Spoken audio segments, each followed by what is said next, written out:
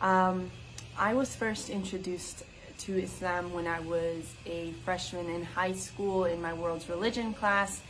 We were talking, in my world history class, we were learning about different religions, and we learned a little bit about Islam. And before that, I knew absolutely nothing about it. I couldn't tell you anything about the religion. So yeah, fast forward to the end of the year. I met my friend Salsabil, and I made some other Muslim friends throughout the year. But Salsabil took me to the mosque. I'm not sure, I can't remember why, but I may have asked her to take me. I really enjoy learning about cultures, and religion tends to be a big part of people's cultures. But anyways, so we went to the mosque and I kept going. I would go to like Friday prayers, and during Ramadan I went and I fasted and everything. But my intentions weren't in the right place, and I was using Islam to kind of in hopes that it would solve my problems and issues that I was going through at the moment. So after a few months, I just dropped it completely. And fast forward 4 years, and during these 4 years, well, a little background info, my entire life I've suffered with really severe anxiety, and for the past couple years I had been battling with depression as well. And so during like those 4 years or more, I was dealing with that. But like 2019 and 2020, that was my year, if you know what I mean. Yeah, I was going through it. I had felt for the longest like I was so lost. I couldn't set goals for myself because of my anxiety, and because every time I did, like after a month, I would change it completely. I felt like so pointless. I had no idea what I was going to do with my life, and I was giving up, or I had gave up at that point, to be honest. And so, like I said, we fast forwarded 4 years later, 2020, I met a guy. Yeah, a dude. So this guy, he brought up the question to me. He asked me what I thought about Islam, and I was like, I gave him a horrible answer, I'm not gonna lie. I didn't even give him a proper response. And it's because during that time that I learned about Islam, I never really took the time to learn the core beliefs and the teachings of the religion. So I had no answer. And that stuck in my head. So when I went home, I went on YouTube and I started watching videos and trying to learn about Islam.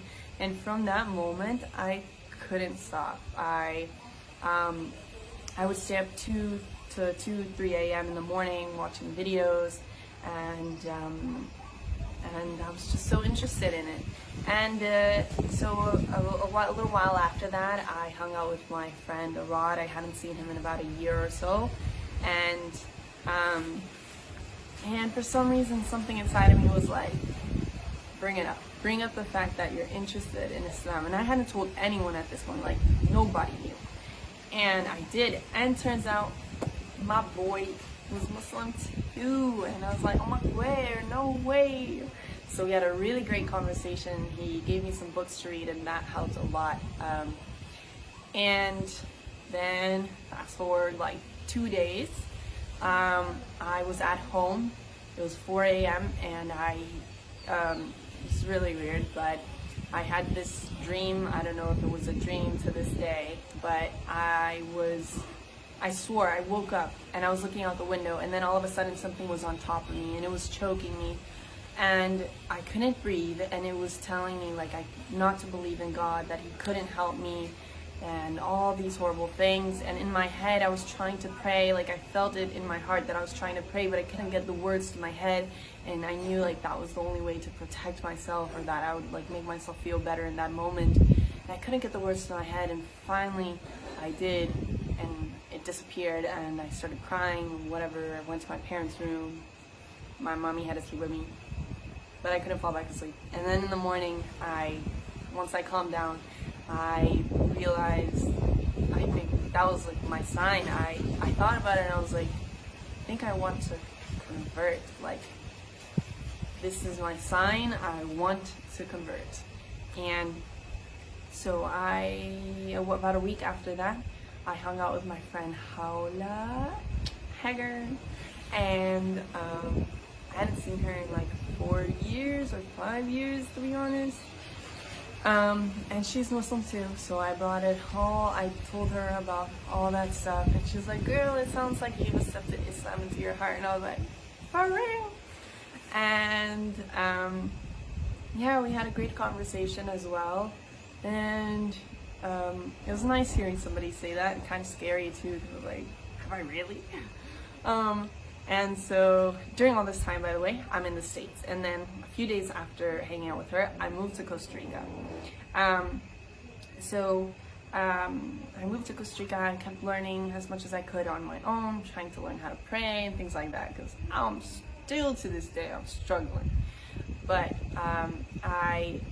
there's not obviously a big Muslim community in Costa Rica, but I tried to reach out to some people so I could recite my Shahada, because I really wanted to, and I felt like, you know, I still didn't know a lot, but I didn't want to wait any longer either. It feels like there should be like a step-by-step process for these kind of things, but there's not. You can go into the religion not knowing a lot or knowing everything. In my case, not knowing a lot. But I went to the masjid in San Jose and I recited my Shahada, and it was amazing, and I made a really awesome friend that day as well.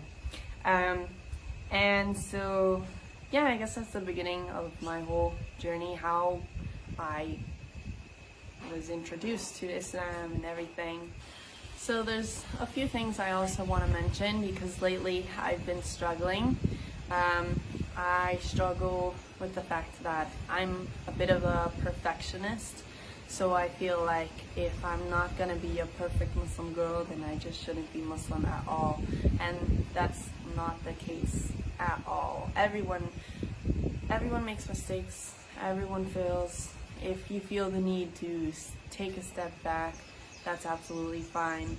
I'm kind of scared of doing that, because I'm scared of disappointing people, and I'm scared of what other people will think, but it really doesn't matter what other people are gonna think. You're always going to disappoint people. I do all the time.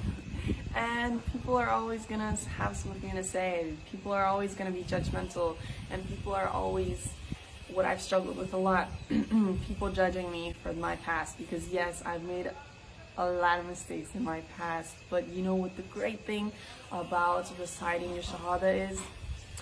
When you recite your Shahada, you are forgiven of all your sins. God forgives you for everything that you have done before that moment. So it's like a fresh slate for you. You're good to go. So don't worry about the things that you've done in the past. When you ask God for forgiveness and recite your Shahada, He's forgiven you for those things. So move on, move forward. Stop worrying about what other people think or what other people say. Like I said before, they're always gonna have something to say, whether you cover your hair or not. Because sometimes I do, and people are like, "Why are you covering your hair?" Sometimes I don't. People are like, "Aren't you Muslim? Why aren't you covering your hair?" People always got something to say. And let's see.